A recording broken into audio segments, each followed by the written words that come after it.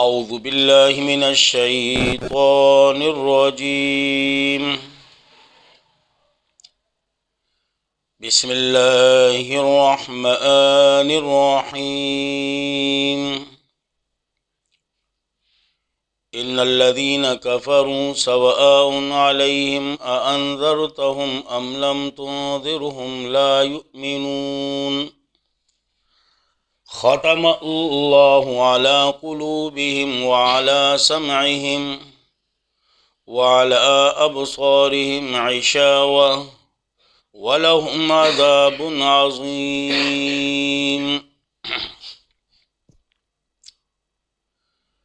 ان دو آیت کریمہ کے اندر مغضوب علیہم کا بیان یا تذکرہ موجود ہے۔ مغضوب علیہم کے 3 صفات اور ایک حکم دنیا اور ایک حکم آخرت۔ حکم 3 ناکارہ صفات میں سے پہلی صفت کفرو ہے، دوسری صفت سواء علیہم اانذرتہم ام لم تنذرہم، اور تیسری صفت لا یؤمنون۔ اب حکم دنیا کا کیا ہے؟ تو حکم دنیاوی یہ ہیں، ختم اللہ علی قلوبہم وعلی سمعہم وعلی ابصارہم غشاوہ، یہ حکم دنیاوی ہے۔ آخرت کا کیا حکم ہے؟ کہا وَلَهُمْ عَذَابٌ عَظِيمٌ، وَلَهُمْ عَذَابٌ عَظِيمٌ۔ اب میں پہلے لفظی معنی کروں گا، پھر اس لفظی معنی پر جو اعتراضات ہیں ان کے جوابات، پھر اس کے بعد وہ معنی کروں گا تاکہ کسی قسم کا اعتراض کوئی آپ پر نہ کر پائے۔ لفظی معنی کیا ہے وہ ذرا سن لیں۔ ان الذین کفروا، بے شک وہ لوگ، کفروا جنہوں نے کفر کیا، سواء علیہم برابر ہیں ان پر، اانذرتہم آپ ڈرائیں ان کو، ام لم تنذرہم یا نہ ڈرائیں ان کو، لا یؤمنون ایمان نہیں لائیں گے، ایمان نہیں لائیں گے۔ اب اگر آپ یہ معنی کرو گے تو ایک اعتراض یہ آئے گا کہ آیت کریمہ کے نزول کے بعد پھر کسی کافر نے بھی ایمان نہیں لایا ہوگا، کیونکہ اللہ فرما رہے نا ان الذین کفروا، یقیناً وہ لوگ جنہوں نے کفر کیا برابر ہے ان پر، آپ ان کو ڈرائیں یا نہ ڈرائیں ایمان نہیں لائیں گے۔ تو آیات سے بظاہر معلوم ہو رہا ہے پھر کوئی ایمان لانے والا نہیں۔ دوسرا اعتراض یہ آ رہا ہے کہ آیت کریمہ کے نزول کے بعد آپ صلی اللہ علیہ وسلم نے دعوت کا کام ہی چھوڑ دیا ہو، کیونکہ اللہ فرما رہے سواء علیہم برابر ہیں ان پر، آپ ڈرائیں یا نہ ڈرائیں ایمان نہیں لائیں گے۔ حالانکہ یہ دونوں باتیں غلط، کیونکہ آیت کریمہ کے نزول کے بعد بھی بہت سے لوگوں نے ایمان قبول کیا اور قبول کر رہے ہیں، اور اسی طرح آپ صلی اللہ علیہ وسلم نے تامرگ دعوت کا کام جاری رکھا، حتیٰ یأتیک الیقین، الیقین بمعنی الموت، دعوت کا کام جاری رکھا۔ تو یاد رکھیں اصل معنی کفرو کے اندر ہے۔ سب سے پہلے کفر کو پہچاننا ہے۔ کفر لغت میں کہا جاتا ہے چھپانے کو۔ لغت میں کفر کا کیا معنی ہے جی؟ چھپانا۔ اور صورت حدید کے اندر زمیندار کو بھی، جو کاشت کرنے والا ہے، ہل چلانے والا زمیندار وغیرہ، اس کو بھی کفار کہا، اعجب الکفار۔ اب اس کو جو کفار کہا اس مناسبت سے کہ وہ بھی جو دانہ ہوتا ہے نا اس کو زمین میں چھپاتا ہے۔ تو کفر کا معنی لغوی کیا ہے جی؟ چھپانا۔ اب شریعت میں کفر کسے کہا جاتا ہے؟ تو علماء کرام فرماتے ہیں الانکار عما جاء بہ النبی صلی اللہ علیہ وسلم، انکار اس دین سے، اس شریعت سے جس پر آپ صلی اللہ علیہ وسلم تشریف لا چکے ہیں۔ الانکار اما جاء بہ النبی صلی اللہ علیہ وسلم، یعنی انکار اس دین اور اس اسلام سے جس پر آپ صلی اللہ علیہ وسلم تشریف لا چکے ہیں، اس سے انکار کرنے سے کیا کہتے ہیں؟ کفر کہتے ہیں۔ پھر کفر کی 4 قسمیں ہیں۔ کتنی قسمیں؟ 4 قسمیں۔ کفر انکار، کفر جحود، کفر نفاق، کفر عناد۔ کفر انکار، کفر جحود، کفر نفاق اور کفر عناد۔ صحیح ہے نا جی؟ اب یہاں پر کفر عناد مراد ہے۔ کون سا کفر مراد ہے؟ کفر عناد۔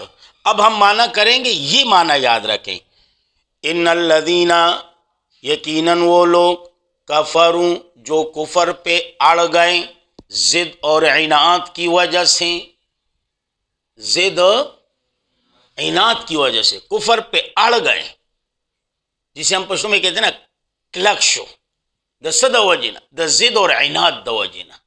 تو اردو میں معنی کریں گے، ان الذین، یقیناً وہ لوگ، کفروا، جنہوں نے، ان الذین، یقیناً وہ لوگ، کفروا، جو کفر پہ اڑ گئے، ضد اور عناد کی وجہ سے، ضد اور عناد کے، سواء علیہم، برابر ہیں ان پر، انذرتہم، آپ ڈرائیں ان کو، ام لم تنذرہم، یا نہ ڈرائیں ان کو، لا یؤمنون، ایمان نہیں لائیں گے۔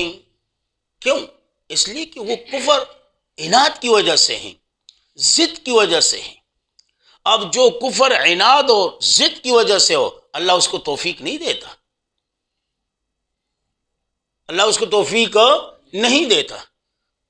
تو یہ 3 صفات ناکارہ مغضوب علیہم کے ذکر ہوئے، کفروا، سواء، لا یؤمنون۔ اب ان کا حکم دنیاوی کیا ہے؟ ختم اللہ علی قلوبہم، ختم اللہ، مہر لگا دی اللہ نے، علی قلوبہم، ان کے دلوں پر، وعلی سمعہم، اور ان کے کانوں پر، وعلی ابصارہم غشاوہ، اور ان کے آنکھوں پر بہت بڑا پردہ ہے، بہت بڑا پردہ ہے۔ اسباب فہم جو ہے نا وہ 3 چیزیں ہیں۔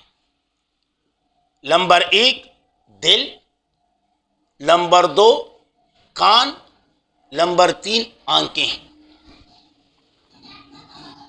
مثال کے طور پر اگر کوئی بندہ دیکھ نہیں سکتا، پڑھ نہیں سکتا، لیکن کسی اور کی سن لے اور اس پر سوچ بچار کر لے تو کچھ نہ کچھ حاصل ہو جاتا ہے۔ یا ایک بندہ اگر دوسرے کی نہیں سنتا، از خود کتاب دیکھ لے، مطالعہ کر لے، کچھ نہ کچھ یا ایک بندہ جو ہے وہ اگر کسی کی سنتا بھی نہیں ہے، کسی کی سنتا بھی نہیں ہے اور نہ دیکھ سکتا ہے، اسی طرح مثال کے طور پر خود سوچ لیں، فکر کرے تنہائی میں۔ اسباب فہم جو ہے نا اللہ نے ان کے بند کر دیے، ان کے اعمال کی وجہ سے۔ صحیح ہے نا؟ تو اس لیے فرمایا ختم اللہ علی قلوبہم، مہر لگا دی اللہ نے، علی قلوبہم، ان کے دلوں پر، وعلی سمعہم، ان کے کانوں پر، وعلی ابصارہم غشاوہ، اور ان کے آنکھوں پر بہت بڑا پردہ ہے، بہت بڑا پردہ ہے۔ صحیح نا جی؟ یہاں پر قلوب جمع ہے، ابصارہم جمع ہیں، سمعہم مفرد ہیں۔ اب میں وہ طلباء والی بات آپ کے سامنے نہیں رکھوں گا، صرف آپ لوگوں کے ذہن کے مطابق۔ قلوب جمع اس لیے کہ دل بیک وقت بہت ساری چیزوں کا ادراک کر سکتا ہے، اسی طرح آنکھیں جمع وعلی ابصارہم، بیک وقت بہت ساری چیزوں کو دیکھ سکتا ہے، وعلی سمعہم، کان کا صرف ایک ہی کام ہے سننا، وہ ایک ہی سن سکتا ہے، 2 کی نہیں سن سکتا۔ بات سمجھ میں آ رہی؟ دوسرا جو علماء طلباء کے لیے ہم کہتے ہیں کہ جی مضاف الی الجمع ہو تو معنی جمع والا ہوگا، سورت ابراہیم کو لے، فلاں کو لے، فلاں کو لے، وہ طلباء کی باتیں ہیں، علماء کی باتیں ہیں۔ مضاف الی الجمع وغیرہ طلباء اور علماء کی بات ہے۔ میں نے آپ کو موٹی سی بات بتا دی کہ قلوب جمع کیوں؟ کیونکہ دل بیک وقت بہت ساری چیزوں کا ادراک کر سکتا ہے۔ آنکھیں جمع کیونکہ آنکھیں بیک وقت بہت ساری چیزوں کو دیکھ سکتا ہے، اور کان جو ہیں، کان کا کام کیا ہے؟ سننا۔ اب بیک وقت بہت ساروں کی نہیں سن سکتا، صحیح نا جی؟ تو اس لیے فرمایا ختم اللہ علی قلوبہم، مہر لگا دی اللہ نے علی قلوبہم، ان کے دلوں پر، وعلی سمعہم، ان کے کانوں پر، وعلی ابصارہم غشاوہ، اور ان کے آنکھوں پر بہت ہی بڑا پردہ ہے، بہت ہی بڑا پردہ ہے۔ وَلَهُمْ عَذَابٌ عَظِيمٌ، اور ان کے لیے عذاب ہوگا عظیم، بہت ہی بڑا، بہت ہی بڑا عذاب ہوگا۔ تو ان دو آیتوں میں تذکرہ اور بیان مغضوب علیہم کا۔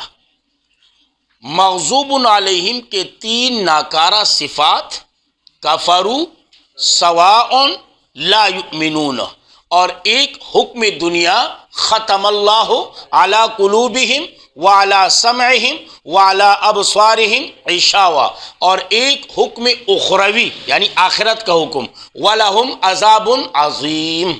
وَمِنَ النَّاسِ، یہاں سے بیان ضالین کا، تقریباً 13 ناکارہ صفات۔